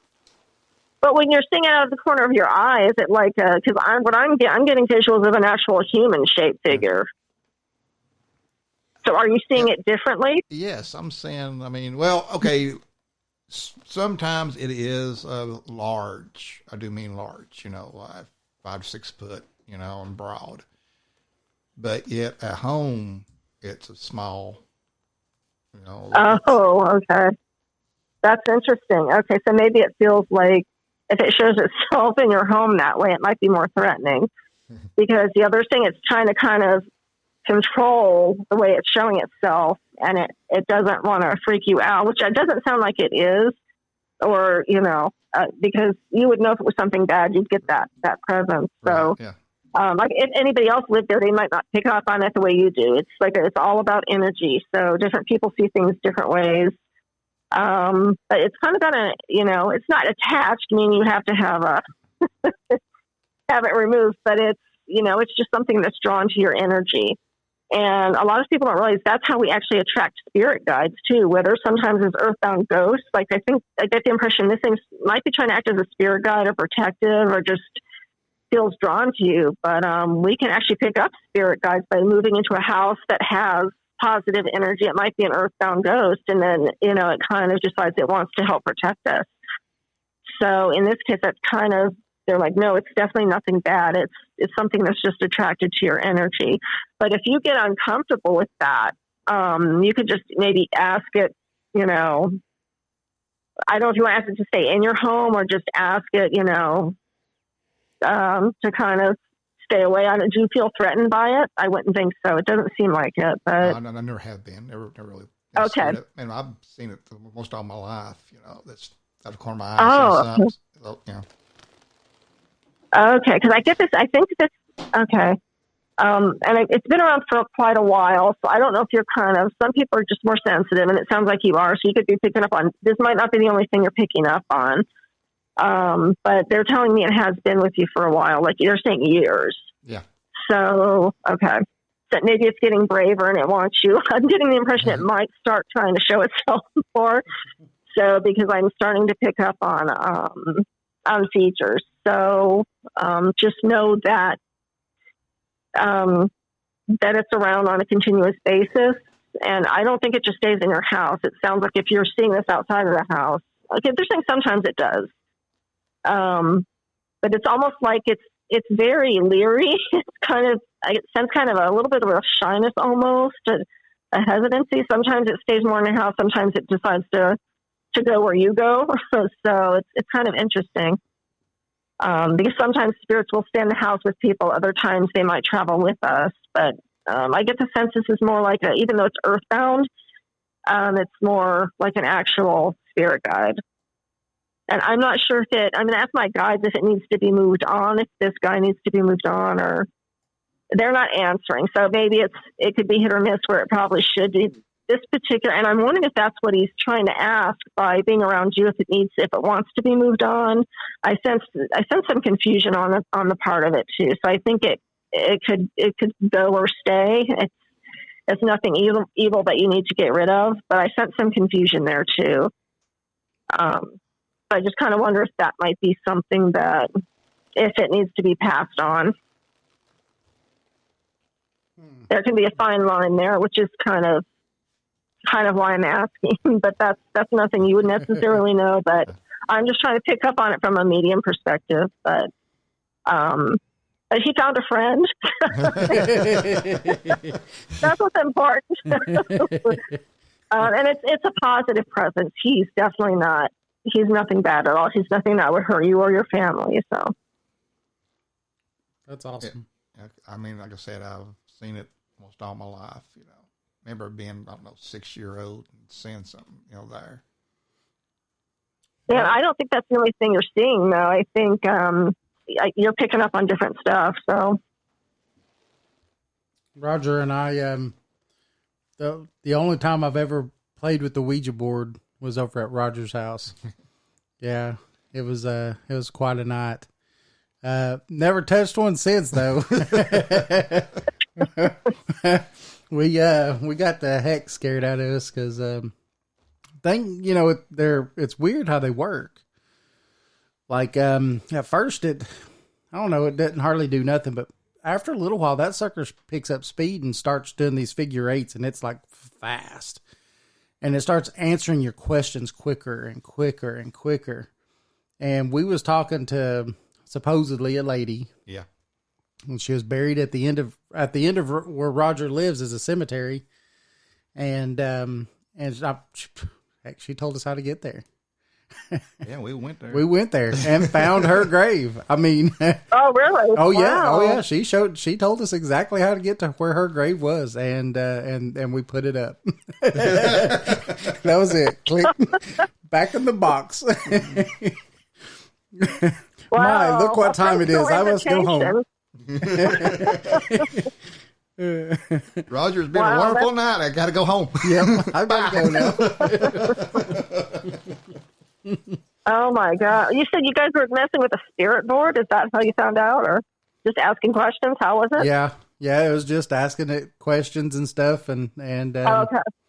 yeah, she told us where she was at, and we went, found it, her name, everything, right on the headstone, just like she said it was. Oh my gosh! Yeah. Yep. Put it right up, right back in the box. Yeah, you have to be careful. Like, oh wow, yeah, that's those spirit boards. I would not. My guy just threatened to kick my ass if I ever used one of those too. They're like, that's out. Yeah, you have to be careful with those. Sometimes it's it's all fun and games and nothing happens, but then there's so many instances where people. And you don't know what's talking to you. You could think you're talking to a little girl or a woman, and then it turns into something worse. Right. Well, it's easy to try to gain your confidence and tell you, hey, yeah, Exactly. this is me. I'm over here. Find me. And then you're like, oh, yeah, cool. And no, I've seen that movie. 9 times out of I saw that movie before. 9 times out of 10, they will portray themselves as a little girl. Yes. Yeah. 9 times out of 10. Yeah. Well, it's because most people are like, oh, okay. Yeah. Yeah. If it says it's Or it could be a loved one, too. They might portray themselves as a loved one. I've heard instances where, like, husbands or wives have passed away, and then they'll appear as that, too. So, yeah, just to gain your confidence. Wow. Yep. And Jason never will step foot in my house. Yeah, well. Yeah. We'll get the board out. I'm getting more confident. Do you still have it? Do you still have it? No, we ain't doing no Ouija board. That's what I mean. We will step foot in the house. I was wondering I if had you a still bad had it. experience with it, too. Did you? Yeah, at a Halloween party when I was a teenager. Screaming, everything going on, girls screaming. I just had to leave. That was you, wasn't it? Screaming like a little girl. Probably.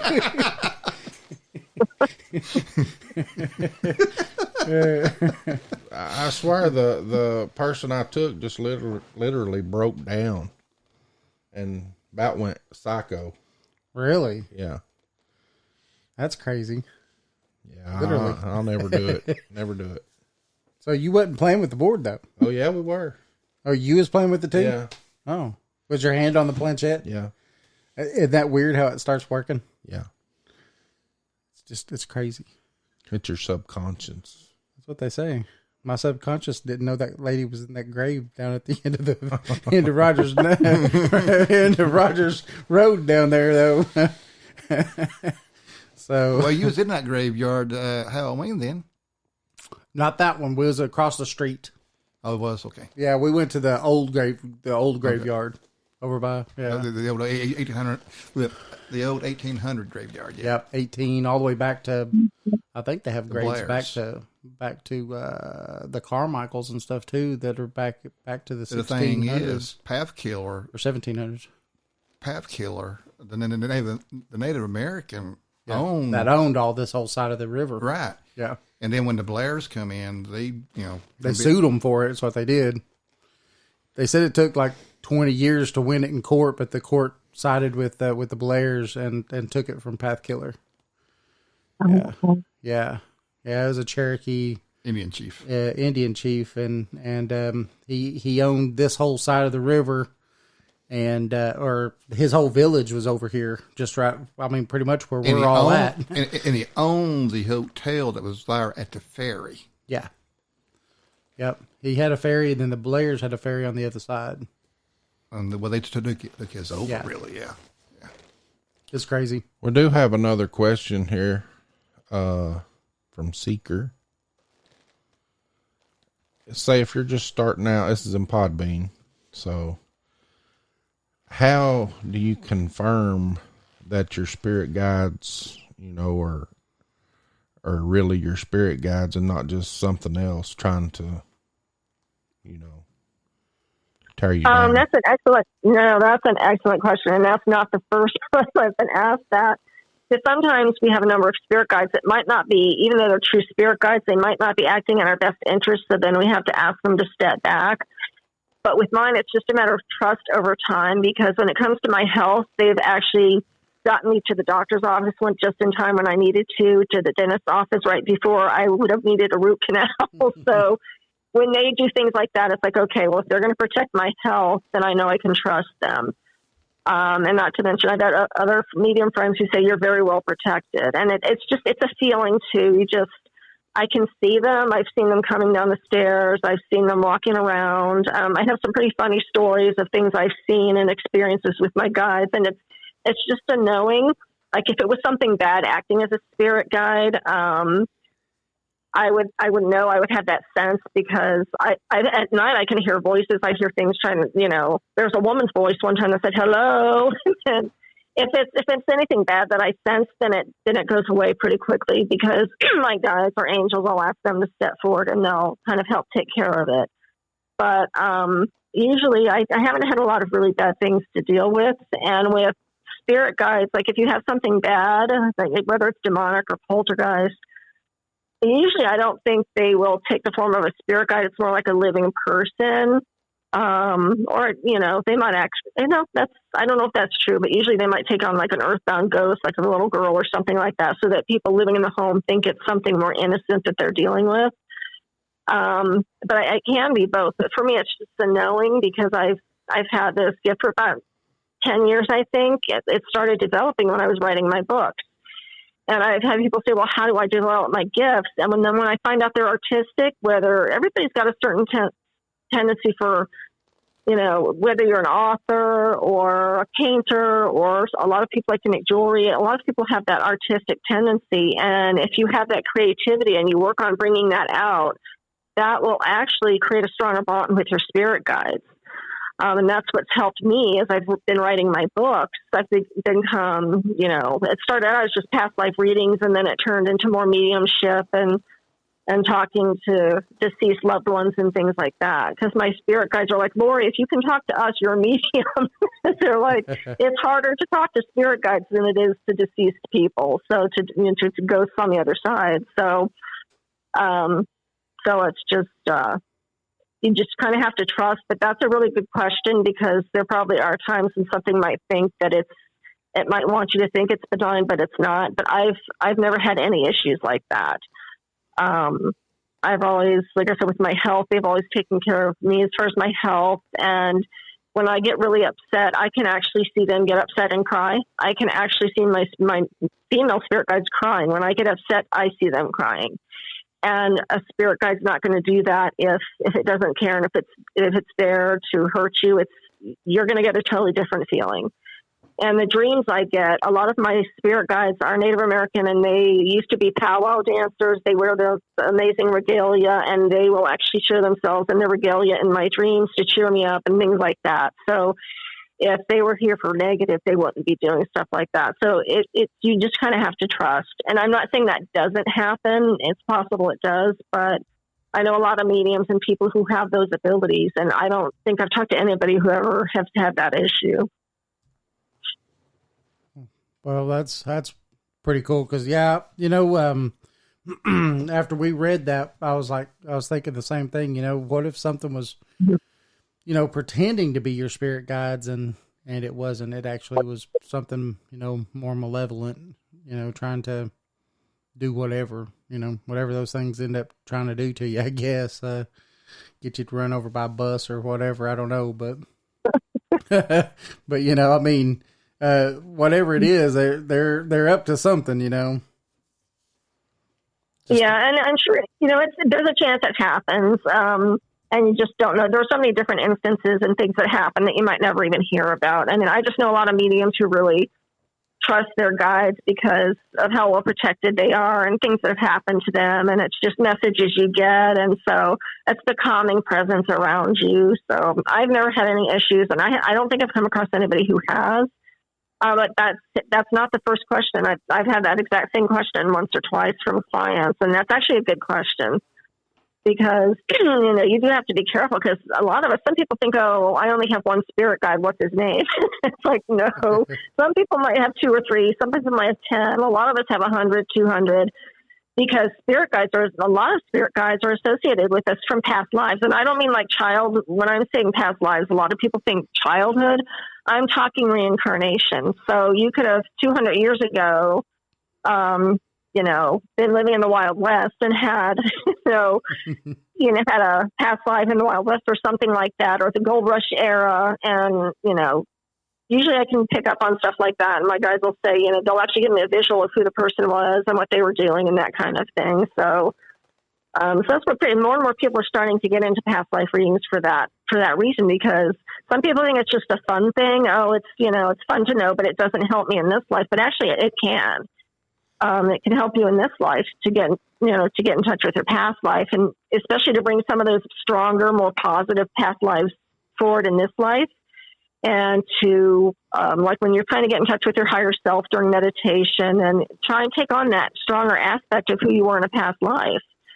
And a lot of us, pretty much everybody has had some pretty amazing past lives. A lot of mine have been as Native American and Mayan in the Mayan culture and things like that. And so I had a husband who was a high priest that ripped out hearts. And so he's here as a guide, and he's a very powerful guide. And he actually showed himself face to face. And so, some people may think, well, why would that be a spirit guide? I say, well, because this was a powerful person. I mean, not people back then, people now, we all do bad things. We all have sins. We all have, not everybody is, perfect. Not everybody's an angel. So even in past lives, we've all done bad things. And so that doesn't mean you can't be a spirit guide in someone else's life to help someone else. So it's pretty fascinating when you really think about it. Yeah. Talking about that, I've read up and done some stuff on like past lives and stuff like that. And a lot of people believe that sometimes you can try to right some wrongs in some past lives, and it will actually make your future lives better. Yeah, and a lot of people know that's a good point, because a lot of people, I had one done, and I was thinking about getting certified to do past life regressions, but my guys are like, yeah, that's not really your path. They're like, you're already kind of doing that by giving people readings and getting them in touch with their past lives. But there are professionals that actually they become certified to do past life regressions, and there might be different forms of that. Some, like I think hypnotherapists can actually help with that as well, bring you back into your past lives, but some will actually have you laying on a table, and they'll do kind of like an energy healing, and they might start telling you about your past lives, or it might be kind of a quiet session where you just start picking things up. So there's kind of different ways to bring that forward. But yeah, there's ways that you can draw upon your past lives to help heal you in this life. So, I think Bird Dog had a question here. Let's see. Yeah, he wanted to know if you could read anything about past relatives that maybe that he's never met from the 1800s. Yeah. Because he had. Okay, well, they're saying, yeah, because I'm seeing, like he said, I think my third great uncle was the principal chief of the Cherokee. Yep. Okay. And he said, because I'm getting they're telling me that he has an extremely strong tie to the Cherokee, which he already knows that, but I don't know if he knows, I'm kind of getting a sense of a whole tribe protecting him. It's not just like a great uncle or anything. I think it's I'm seeing a whole tribe. So I think he's got a very strong Cherokee presence. And I don't know if it's just because of being the chief of the Cherokee, but that could be part of it. I might have to look that one up. But they're saying, yeah, I think a lot of his guides might actually be Cherokee. That's funny. They're like, Lori, pretty much all of them are. Okay, that's interesting. Okay. So even though Because I want to make sure I'm hearing this right. So I think he might have actually he's saying from 1880 to 1891, but they're saying he might have actually had a past life at that time too. Oh. Yeah, at the same. Okay, they're saying he did. They didn't like me saying maybe, like he did. That's interesting. Oh my God! So that might be why he's got this whole tribe around him, because I'm seeing him being surrounded in a good way. That's funny. I think I'm hearing them say too that there have been other native tribes that have tried to come in as guides, but the Cherokee are like, no, we've got it. This is our guy. Yeah, exactly, which is fun. Not in a mean way, but so that's kind of funny. They're very protective, actually. So I don't know if that's something he can pick up on. But they're saying, yeah, he actually had a past life, maybe with his great uncle or that same time period. So, oh wow. And I usually don't pick up on this. So that's pretty interesting. And so he was native as well. And I don't think just in this one life either. It was a number of past lives. And they're saying before that even. So a lot of his past lives has been as native. Not all, but I think most. That's pretty interesting. So yeah, I think they wanted him to know that he actually had a presence in that same life from he's saying from 1880 to 1891. But they're saying he was living before then. So, I'm not sure when exactly that past life started, but he was living before the 1880 time frame that he was giving me. So, I'm hearing maybe 1860 or something. I don't know if that's when he would have been born or, they're saying about 1860. That's pretty interesting. Yeah, when we was at the Bigfoot Festival this year, we had a booth, and it was funny. Jason and the wives had left us. I don't know where they went, but they had left us, and Jason and I was the only one sitting at the booth. And three ladies from Cherokee, North Carolina. It's not not too far away. Especially from where we was at, where the Bigfoot conference was, and they come to the booth and they started talking to me, and it was funny because it was like, so, do I know you? And I was like, nope, you don't know me, not unless you live in Loudon. I said, I don't know you. And they're like, no, we see you around the reservation. And I was like, no, ma'am, you don't. I said, you don't. And they're like, no, you live on the reservation with us. And I was like, no, I don't. I said, my grandfather was full-blooded Cherokee Indian. I said, but I don't have a card. I don't have anything, They're like, what? And they asked me my last name, and they're like, that they're on the Dawes rolls, right? And I was like, yes, I do know that. They're like, you need to go get registered. It was funny. Oh, wow. Yeah. I'm over here saying, hey, right here. Yeah. Little fat white guy.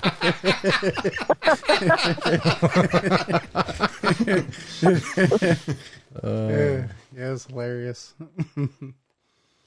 Yeah. Well, you might have a twin out there. They're saying, they were saying he's actually got a twin. So, wasn't his picture didn't it even look like you? Some picture was on. You're talking about the one that was on the wall over there. Yeah. The one that's actually was on the wall of the conference center we was at. It was a Reagan. Yeah. And so it was somebody back in the, 1800s or something like that helped start that whole county over there. And so I got my picture taken next to him.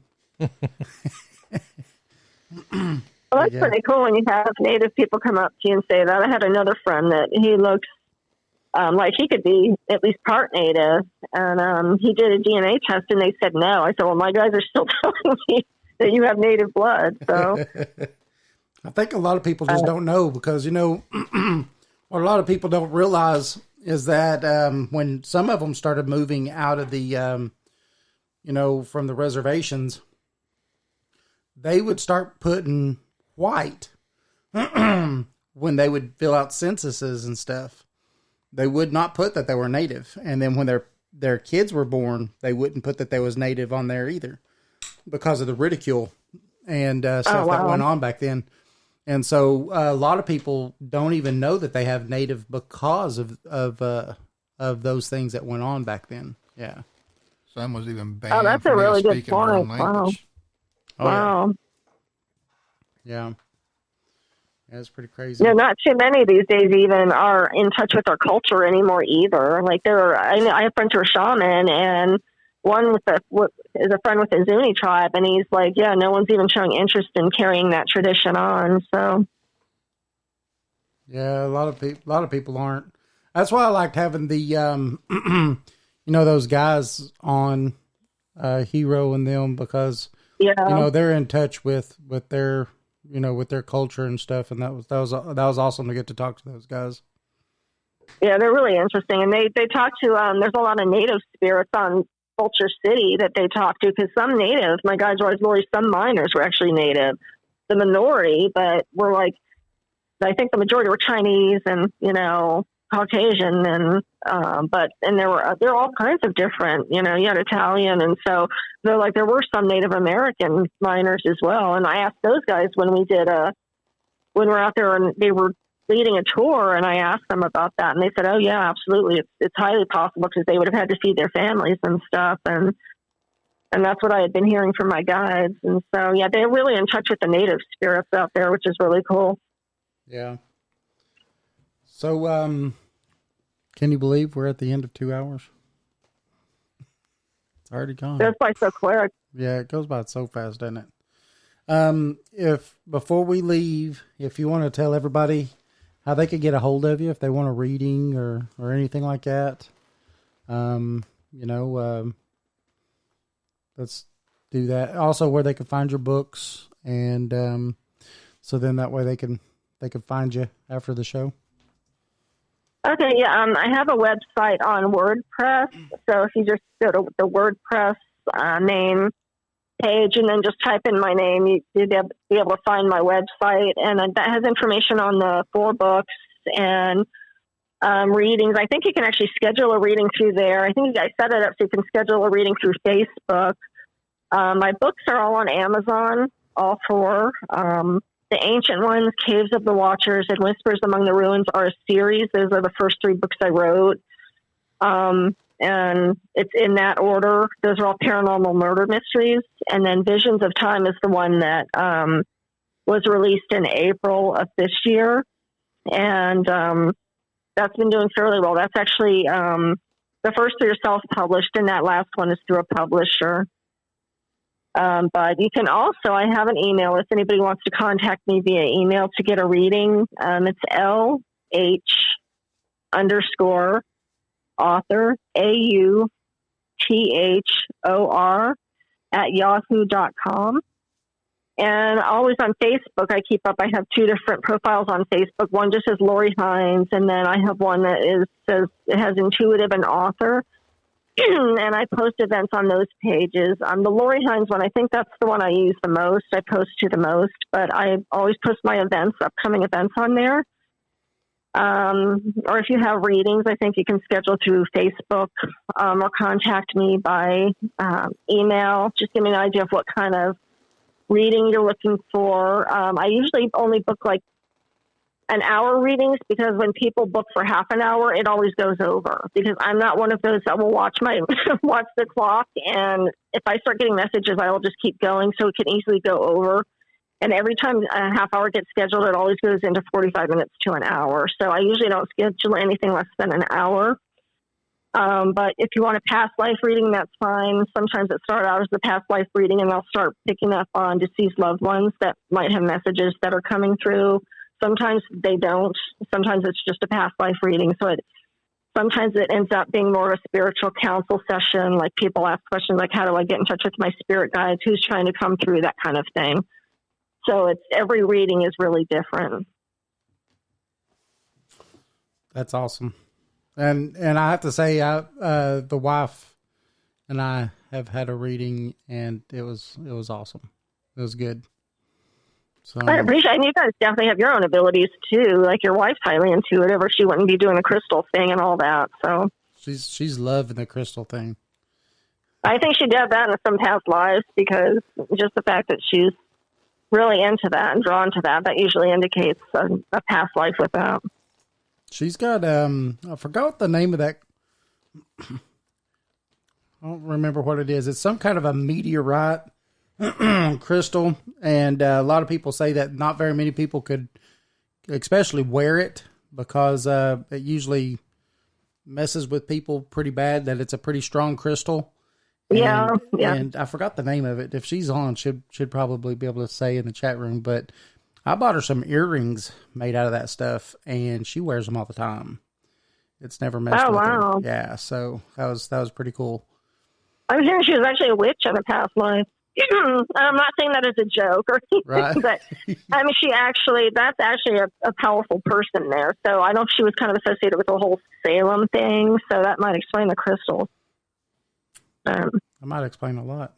That's why she's got 14 brooms in her closet. See, that's why I don't want to say that. I keep weights on them. Yeah. I think when I was getting you your reading, you guys together, David, I think she said something about getting into the herbs and stuff, so that might explain a lot, you know? Yes, and that might be a life she might want to bring forward to really help her start remembering things. So, yeah. That was fantastic. Well, excuse me, Lori, we had a good night. Thank you for coming on again. Yes, thank you so much. Oh, no, I had a great time. I went by really fast. I appreciate it. We always have a good time when you come on. But the 2 hours goes by so quick. You blink your eyes, it's like, it's gone. Yeah, it does. And I'm glad everybody, I thank your audience and the listeners for asking a lot of good questions. So, yeah, we actually got to talk a lot about, some past life stuff and different things. So, like we usually do, we usually go down more than one rabbit hole, don't we? Well, that's what makes it fun. So. Yeah. I don't like keeping it too rigid. Neither does Jason. It's not fun that way. And sometimes I find that you actually get to actually talk about more and bring more out when it's just an open conversation. Yeah, I mean it's nice when it's not structured, because some radio hosts are pretty structured. So, Yes, yeah. Absolutely, that's a fact. Well, have a good night, Lori, and we'll definitely be in contact with you again to have you back on at some point. Oh no, it sounds great, and I wish you guys continued success on your show. Yes, ma'am. Thank you very much. Well, you guys have a good night and a good weekend. All right, thanks. You too, Lori. Bye. Bye, everybody. Thanks. Good night. All right, everybody. Lori Hines. That was Lori Hines. She's really good. What'd you think, Roger Bob? What'd you think? Very good. That was just a short, sweet. Very good. Very good. That was very good. Yeah. I love it. She does a really good job. And hey, remember, we are live on Spreaker and on Podbean every Saturday. But you could also come to our website at paranormal411.org. Sign up, become a member. It's free. It doesn't cost anything. And you can keep up with everything that's going on.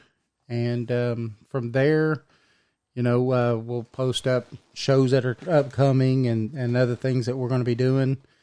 And so you could kind of be up to date on what's coming up. Right now, we have kept next week open. So we'll see if maybe we book someone or Jason and I just decide to talk. Oh, yeah. I want to thank everybody for participating tonight. And all of y'all are great. And just remember, every Saturday, 8 p.m. Eastern Standard Time, we're on here doing something. We're talking about Bigfoot. We're talking UFOs, aliens, ghosts. We talk about something paranormal every week. Yes. Except for when we talk about something else. What do we talk about? Conspiracy. Conspiracies. Don't say that too loud. We'll get kicked off Facebook again. We have fun doing that. I got a conspiracy. Hey, Bird Dog, you can listen to the show once it's posted up again and find out what she said. Yes. It was pretty interesting. I'm sorry you missed that. Yeah, she did say something. I'm not going to tell you what it is. I'm going to let you listen to it. Yeah, that's better. And remember, listen to all the commercials too. Thanks everybody for listening, and we will see you next week. Remember, come check us out at paranormal411.org, and we'll talk to you next week.